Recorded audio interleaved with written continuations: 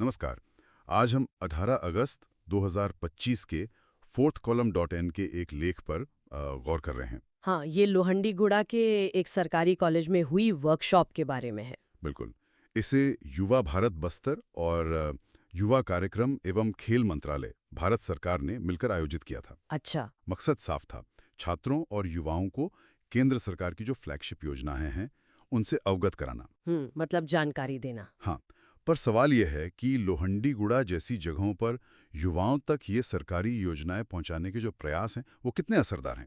चलिए इसी को थोड़ा और खोलकर देखते हैं। ठीक है। तो जैसा लेख में लिखा है, इस वर्कशॉप का मेन फोकस था सरकार की योजनाओं और युवाओं के बीच जो एक गैप है उसे कम करना, हाँ, जानकारी देना। उन्हें इन पहलों के बारे में बताना। इसमें एक बात जो मुझे दिलचस्प लगी वो ये कि ये एक साझा प्रयास था। मतलब एक लोकल संगठन और केंद्र सरकार का मंत्रालय दोनों मिलकर सीधे युवाओं तक पहुंचे। सही बात है। और देखिए, किसी भी योजना का फायदा उठाने के लिए जानकारी होना तो पहली सीढ़ी है ना? लेकिन अक्सर वो काफी नहीं होती। नहीं, बिल्कुल नहीं। अच्छा, कार्यशाला में कई खास योजनाओं पर भी बात हुई। जैसे कॉलेज के प्रिंसिपल हैं राजीव पानीग्राही जी, उन्होंने डिजिटल इंडिया इनिशिएटिव पर फोकस किया। अच्छा, टेक्नोलॉजी वाली बात। हाँ, कि कैसे तकनीक आपको ताकत दे सकती है, कैसे डिजिटल सेवाएं सब तक पहुंच सकती हैं। हम्म। फिर हेमराव खापड़े थे, उन्होंने स्किल इंडिया मिशन पर जोर दिया, स्किलिंग, हाँ। युवाओं को रोजगार के लायक हुनर सिखाना। बिल्कुल। और आयुष्मान भारत योजना का भी जिक्र हुआ। बिल गरीब परिवारों के लिए हेल्थ इंश्योरेंस कितना जरूरी है ये बताया गया। और इन योजनाओं को अगर हम थोड़ा बड़े कैनवस पर देखें तो ये सब एक बड़ी तस्वीर का हिस्सा है ना? हाँ, कैसे? जैसे डिजिटल इंडिया, वो देश को मॉडर्न बनाने और डिजिटल लिटरेसी के लिए है। स्किल इंडिया, वो युवाओं की एम्प्लॉयबिलिटी बढ़ाने और इकोनॉमी को बूस्ट देने के लिए। और आयुष्मान भारत? वो सामाजिक सुरक्षा और हेल्थ वेलफेयर के लिए। पर यहाँ एक अहम सवाल उठता है, क्या सिर्फ जानकारी देना काफी है या फिर इन योजनाओं का फायदा उठाने के लिए प्रैक्टिकल मदद भी उतनी ही जरूरी है? हाँ, मतलब जैसे फॉर्म भरने में मदद या डॉक्यूमेंट्स जुटाने में। बिल्कुल वही। क्योंकि जानना एक बात है और उसका लाभ उठा पाना बिल्कुल दूसरी, खासकर ऐसी जगहों पर। सही कहा। शायद इसलिए लोकल नेताओं की भूमिका अहम हो जाती है। कार्यक्रम में जनपद उपाध्यक्ष थे बसंत कुमार कश्यप। उन्होंने कहा कि ये योजनाएं युवाओं के लिए मौके, अवसर के दरवाजे खोलती हैं। हम्म। और गढ़िया युवा सरपंच भरत कश्यप, उन्होंने तो कई और योजनाओं के नाम भी लिए। स्टार्टअप इंडिया, स्वच्छ Bharat mission, fit India movement, make in India. हाँ हाँ। और कहा कि ये सब युवाओं के अच्छे भविष्य की चाबी हैं। देखिए, ये बात महत्वपूर्ण है।